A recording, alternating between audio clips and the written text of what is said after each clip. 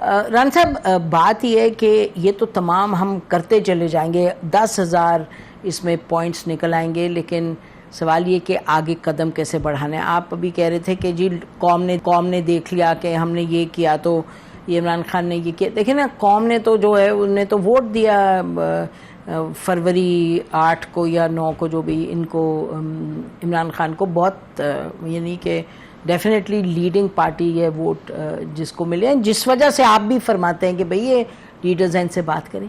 तो मैं आपसे ये पूछ रही हूँ कि मियाँ नवाज शरीफ साहब ने किस किस पार्टी से बात नहीं की। मियाँ नवाज शरीफ साहब ने जब इमरान खान साहब वो बातें कह रहे थे, ओए तोए करके बात कर रहे थे, वो गिरे तो पहुंच गए थे ना मियाँ नवाज शरीफ साहब, तो उन्होंने किस तरह से मुल्क की सियासत के लिए एक बहुत मुस्बत कदम उठाया। ये हम सोच सकते हैं कि मियाँ नवाज शरीफ साहब कभी सोचें अडियाला जाने का, इनसे बात करने, या बिल्कुल अनहोनी बात होगी? देखें, किसी भी मुस्तकबिल की बात का अंदाज़ा आप हाल या माजी से कर सकते हैं। मियाँ नवाज शरीफ साहब में इस बारे में जो लचक है या उनका जो उनकी सोच का जो अंदाज है कि एक आदमी प्राइम मिनिस्टर हाउस के बाहर खड़ा उनको रोज़ गालियाँ दे रहा था, उन्हें कह रहा था कि मैं गिरेबान से पकड़ के इसको घसीटूँगा बाहर। जी जी बिल्कुल। तो वाक़या हो गया आर्मी स्कूल का पेशावर में, तो मियाँ साहब ने खुद फ़ोन किया, अच्छा, कि खान साहब ये मुल्क के ऊपर बड़ा मुश्किल वक्त है, तो आप तशरीफ़ लाएं, हम दहशतगर्दी के ख़िलाफ़ एक कंसेंसस करके तो हम ऑपरेशन करना चाहते हैं। तो वो फिर आपके पता ही कॉल पार्टीज मीटिंग देखिए ना, मियां नवाज मैं तो उस बात से, क्योंकि इस बारे में कोई मेरी मियां नवाज शरीफ साहब से बात तो नहीं हुई, लेकिन मैं इससे अंदाज़ा कर सकता हूँ कि अगर मुल्क को ज़रूरत हुई तो वो उनको मिलने में कोई जो है वो तरद्दुद नहीं होगा। लेकिन बात ये है कि आगे से भी तो कोई, यानी अगर मैंने किसी बंदे के साथ अस्सलाम वालेकुम लेना है तो मुझे ये भी तो होना कि वो आदमी मेरे से हाथ मिलाएगा। अगर उसे मेरा हाथ झटक देना है तो मैं क्यों अपना हाथ आगे करूँगा? आपको लगता है कि, और मैं ये बड़ी सीरियसली आपसे पूछूं कि कभी तो ये भी होता है ना राना साहब के, यानी कि लोगों ने भी देखना है, ज़ाहिर है लोगों को समझ आ रही है कि एक सब को एक इस्तराब है, तज़ब्ज़ुब का शिकार है कि मुल्क में हो क्या रहा है, ये ख़त्म हो कोई लड़ाई झगड़ा। तो अगर लोगों को ये नज़र आए कि इक़दामात लिए जा रहे हैं, एक एफ़र्ट किया जा रहा है, मियाँ नवाज शरीफ साहब कहते हैं जी मैं आके आपसे बात करता हूँ, मिलता हूँ, तो ठीक है, वो अगर ना कह दें तो मियाँ नवाज शरीफ की इज्जत बढ़ेगी, कम तो नहीं होगी। मतलब मेरा आप समझ रहे हैं ना मेरी बात कहने की, कि ये तो मुझे, क्योंकि आज तक समझ नहीं आई कि आप लोगों ने वो इलेक्शन क्यों नहीं करवाया, और ये कहा गया कि मई में इसलिए नहीं करवाया क्योंकि इमरान खान ने वो बहुत ललकारा था और कहा था जी करो नहीं तो मैं लॉन्ग मार्च करूंगा। तो ऐसे ही किया था। तो सर ये पॉलिटिकली मुझे नहीं समझ आती आप लोगों की पॉलिटिक्स में, वो आपने सही कदम उठाया। मुझे लगा कि वो कर लेते तो कौन सी इमरान खान को उससे कोई ज्यादा नंबर मिल जाने थे। एनीवे दीज आर, ये डिफरेंट पॉइंट ऑफ व्यू है।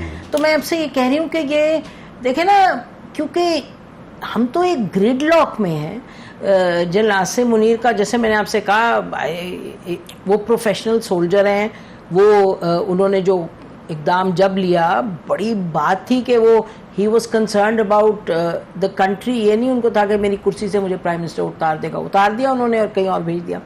तीसरी बात कि ये आफ्टर ऑल इमरान खान साहब ने जो उनका वो तू मैं और कि मैं नहीं बनने दूंगा, ये नहीं, वो सबके सामने है। तो और फिर वहाँ से भी जो जेल से भी उन्होंने मैसेज भेजे, वो भी इस तरह के जी अच्छा ये करेंगे तो ये करूंगा। तो मेरा मतलब वहाँ भी फंसे हुए ना एक सिचुएशन में जाके, इट्स वेरी सीरियस। लेकिन देखे ना, ये सारा जो इसको खत्म तो कर रहे हैं ना मियां साहब, राना साहब। नहीं, खत्म एक बंदे के रवैये की वजह से ही है ना सारा झगड़ा जो। आप इसको हमारी तरफ घुमा के देख लें, आप इसको एस्टेब्लिशमेंट की तरफ घुमा के देख लें, यानी एक तरफ जो है वो सर एक जब चैलेंज तो है ना, करते हैं, जब गुफ्तगू फरमाते हैं तो आर्मी चीफ को बाई नेम जो है उनके खिलाफ बात करते हैं, और उसके बाद फिर कहते हैं कि जी मैं एस्टेब्लिशमेंट से बात करने के लिए मैंने ये 3 रुकनी कमेटी बना दी है। ओ भाई, वो डिसिप्लिन फोर्स है, उसके साथ अगर तुम बात करना चाहते हो और उसके चीफ को जो है वो तुम इस किस्म की गुफ्तगू कर रहे हो जो सारी बाहर आ गई, तो ये कौन करेगा आपके साथ? अब इसी तरह से अब हमारे साथ एक तरफ वो कह रहा है कि इनके तो पल्ले ही कुछ नहीं है, इनके साथ मैं बात करूं क्या? आप एक ही बात हमें इतना हकीर जानता है, और दूसरी तरफ जो है हमारे साथ बात करना चाहता है। मेरा नहीं ख्याल कि वो करना चाहता है। लेकिन मैं ये समझता हूं कि देखिए इस वक्त जो सूरत हाल है, एक सियासी कारकुन के तौर पे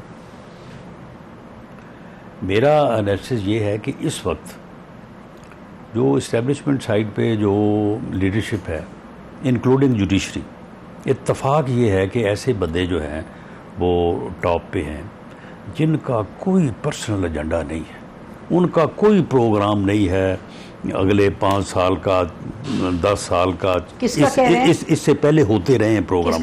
मैं इस्टेब्लिशमेंट भी और जुडिशरी भी। सर एक काजी फैज ईसा साहब भी, आप उनकी पूरी जिंदगी देख लें, बड़ा इंडिपेंडेंट और बेगर्ज आदमी है। अभी तो लोग बहुत, तो अब ऐसी सूरत हाल में अब भी अगर पॉलिटिशियंस ने या पॉलिटिकल पार्टीज ने अगर बैठ के मामलात को रिजॉल्व ना किया तो ये फिर बदकिस्मती होगी मुझे बताइए इस मुल्क की सियासी जमातों की भी, सिस्टम की भी और मुल्क की भी। ये बताइए कि चीफ जस्टिस की वो जो 3 साल की म्याद अभी आप पास करने वाले हैं लोग?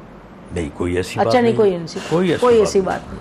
अच्छा, क्योंकि उस पर डिस्कशन कोई हो गई कि जी लॉ मिनिस्टर ने कहा। डिस्कशन तो देखें, ये चीजें डिस्कस तो होती, लेकिन कोई फौरी तौर पे होनी है। ये तो पिछले 10 साल से डिस्कस होती आ रही हैं। अच्छा। हाई कोर्ट, सुप्रीम कोर्ट के जजेस की एज ऑफ रिटायरमेंट एक होनी चाहिए, और चीफ जस्टिस का टेन्योर होना चाहिए।